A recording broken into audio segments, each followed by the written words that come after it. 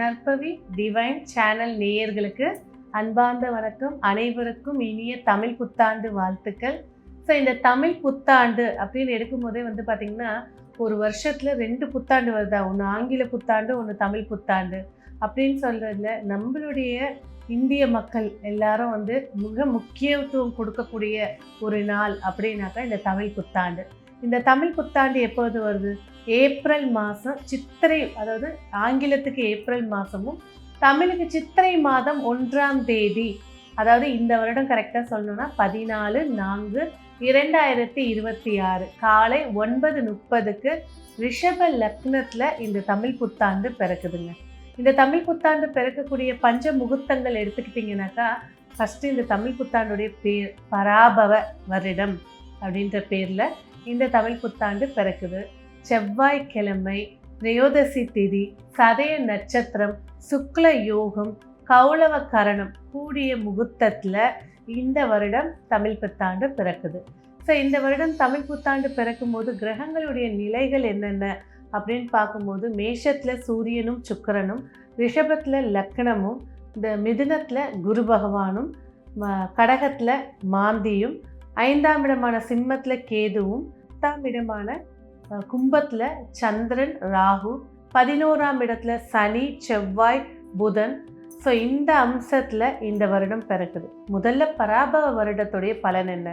பராபவ வருடத்துடைய பலன் அப்படின்னு பார்க்கும்போது பார்த்திங்கன்னா, சர்வ நாசங்களையும் பிரச்சனைகளையும் போர்களையும் இந்த உள்ளூர்லேயும் சரி வெளியூர்லேயும் சரி நிறைய இயற்கை சீற்றங்களை ஏற்படுத்தி கொடுக்க போகுது. அதே நேரத்தில் இந்த வருடத்துடைய நவநாயகனுடைய ராஜா அப்படின்ற கிரகம் குருன்னு உட்கார்ந்து எல்லாருடைய தனத்தையும் சரி, பொருளாதாரத்தையும் சரி, தானியத்தையும் சரி, விவசாய நிலங்களையும் சரி பாதுகாத்து கொடுக்கறதுக்கான வாய்ப்புகளையும் ஏற்படுத்தி கொடுக்க போகுது.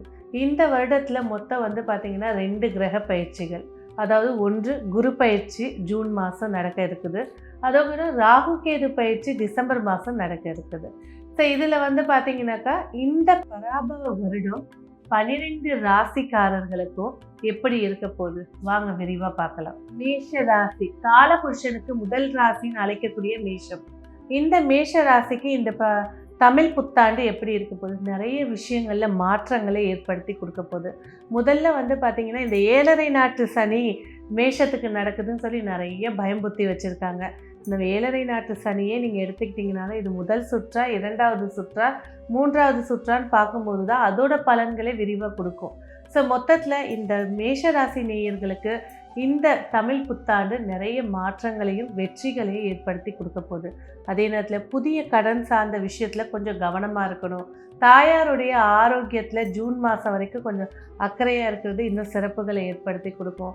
மொத்தத்தில் இந்த ராகு கேது பிடிக்கல்ல எல்லா கிரகமும் உட்கார்ந்து இந்த வருடம் பிறக்கிறதுனால ஏதாவது ஒரு கமிட்மெண்ட்டில் மாட்டிக்காமல் இருக்கிறது ரொம்ப சிறப்பை ஏற்படுத்தி கொடுக்கும். வேலையில் ஆகஸ்ட் வரைக்கும் பிரச்சனைகள் அதிகமாக இருக்கும். இல்லை உச்சக்கட்ட இரிட்டேஷன், விட்டுட்டு போயிடலாமா இந்த வேலையை விட்டு, அந்த மாதிரி கூட மைண்ட் செட்டை ஏற்படுத்தி கொடுக்கும். ஆனால் ஆகஸ்ட்டுக்கு மேலே இதை இந்த வேலை எனக்கு ரொம்ப முக்கியம் அப்படின்னு நினச்சிங்கன்னா ஆகஸ்ட்டுக்கு மேலே இந்த வேலையில் இருக்கக்கூடிய ப்ரெஷர்கள் குறைய ஆரம்பிக்கும். நல்ல சிறப்புகளை ஏற்படுத்தி கொடுக்கும். முதல் விஷயம், பூர்வீக சொத்து சார்ந்த சண்டைகளாக இருக்கட்டும், பஞ்சாயத்துகளாக இருக்கட்டும், ஒரு தீர்வை ஏற்படுத்தி கொடுக்க போகுது. முதலீடு பணம் செல்லக்கூடிய விஷயங்கள் பாதுகாத்து தரப்போகுது.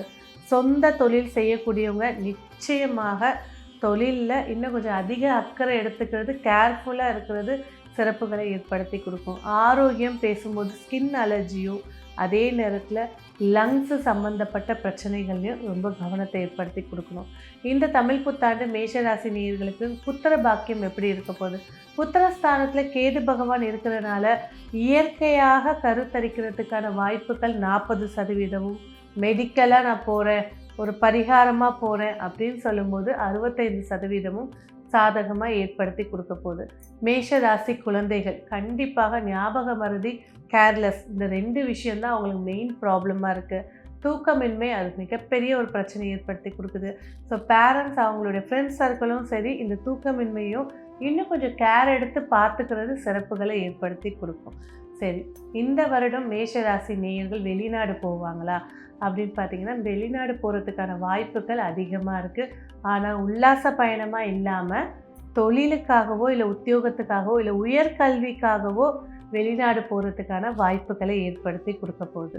சரி, மேஷ ராசி நேயர்களுக்கு இந்த தமிழ் புத்தாண்டு நிறைய விஷயங்களில் மாற்றங்களையும் ஆரோக்கியத்தில் சிறு கவனத்தையும் அதே போல் பத்திரம் வைத்து கடன் வாங்குற மாதிரியான சூழ்நிலைகள் ஏற்படக்கூடிய வாய்ப்பு இருக்கிறதுனால இன்னும் கொஞ்சம் கவனமாக இருக்கிறதும் சிறப்புகளை ஏற்படுத்தி கொடுக்கும். மேஷ ராசி பெண்கள் அப்படின்னு சொல்லும்போது ஃபஸ்ட்டு விஷயம் அவங்க கவனமாக இருக்க வேண்டியது அப்படின்னு பார்த்திங்கன்னா ஹேர் லாஸ் ரொம்ப அதிகமாகிட்டுருக்கு.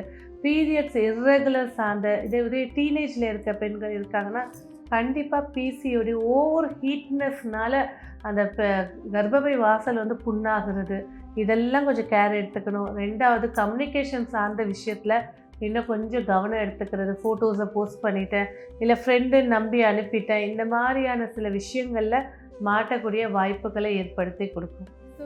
மேஷ ராசி அப்படின்னு பேசும்போதே வந்து பார்த்திங்கன்னா அதில் இருக்கக்கூடிய நட்சத்திரங்கள் அஸ்வினி, பரணி, கிருத்திகை. ஸோ இந்த அஸ்வினிக்கு நம்ம பலன் சொல்லும் போது இந்த மேஷ ராசிக்கு இந்த தமிழ் புத்தாண்டு ஆரம்ப கட்டம், அதாவது பஞ்சாங்கத்தில் வந்து பார்த்திங்கன்னா 12 மாதத்தை 4 மாதமாக பிரிஞ்சு கந்தாயின பலன் சொல்லுவாங்க. அதில் இந்த அஸ்வினிக்கு முதல் 4 மாதம் ஏப்ரல், மே, ஜூன், ஜூலை எடுக்கக்கூடிய காரியங்கள் வெற்றியையும் சக்ஸஸையும் ஏற்படுத்தி கொடுக்கும். அதே நேரத்தில் பரணி நட்சத்திரக்காரர்கள் கொஞ்சம் பிரச்சனைகளை ஃபேஸ் பண்ணதுக்கு அப்புறம்தான், அதாவது ஆஃப்டர் செப்டம்பருக்கு மேலே டைமிங் ரொம்ப நல்லா இருக்குது. கிருத்திகை நட்சத்திரம் கண்டிப்பாக அதிகார சார்ந்த விஷயத்தில் கொஞ்சம் கவனமாக இருக்கிறது இன்னும் நன்மைகளை ஏற்படுத்தி கொடுக்கும். ஸோ மொத்தத்தில் மேஷ ராசி நீங்கள் எடுக்கும் போதே இந்த தமிழ் புத்தாண்டு உங்களுக்கு 50% நல்ல விதமான பலன்களையும் ஆரோக்கியத்தையும் ஏற்படுத்தி கொடுக்க போகுது. எதில் எச்சரிக்கையாக இருக்கணும் அப்படின்னு பார்த்தீங்கன்னாக்கா, அதாவது சொத்து சார்ந்த விஷயத்தில் ரொம்ப கவனத்தையும், உங்களுடைய லைஃப் பார்ட்னர் சார்ந்த விஷயத்தில் இன்னும் கொஞ்சம் கேர் எடுத்துக்கிறது சிறப்பாக தரும். மேஷராசி நேயர்களுக்கு இந்த வருடம் திருமணம் கைகூடுமா? கண்டிப்பாக செப்டம்பருக்கு மேலே கைகூட போகுது. இவ்வளோ நாள் வெயிட் பண்ணீங்க, இப்போயும் இன்னும் கொஞ்சம் வெயிட் பண்ணி ஜாதக பொருத்தத்தில் கட்டம் பொருத்தத்தை பார்த்து முடிவு பண்ணுறது உங்களுடைய இல்லற வாழ்க்கையும் திருமண வாழ்க்கையும் சுபிட்சத்தை ஏற்படுத்தி கொடுக்கும்.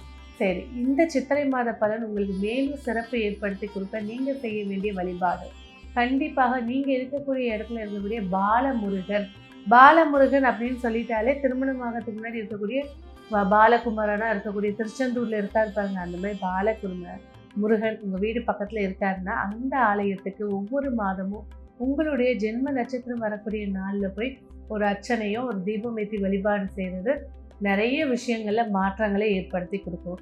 இந்த மாதம் உங்களுக்கான வெற்றிக்கான வண்ணம் ஆரஞ்சு நிற வண்ணம், வெற்றிக்கான எண் பார்த்தீங்கன்னா 1ஆம் எண். இந்த தமிழ் புத்தாண்டு உங்களுக்கு மேலும் சிறப்பு தர என்னுடைய வாழ்த்துக்கள். நன்றி.